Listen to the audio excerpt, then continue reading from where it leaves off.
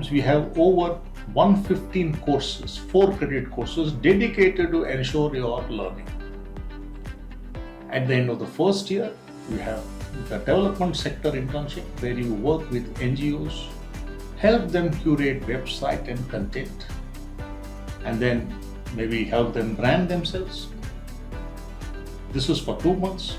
And at the end of the second year, you have another internship, which is again an industry internship, which is focused towards your major. At the end of the third year, you have another internship, which is the second industry internship, which is pretty good in terms of its depth. And after the fourth year, you have placements.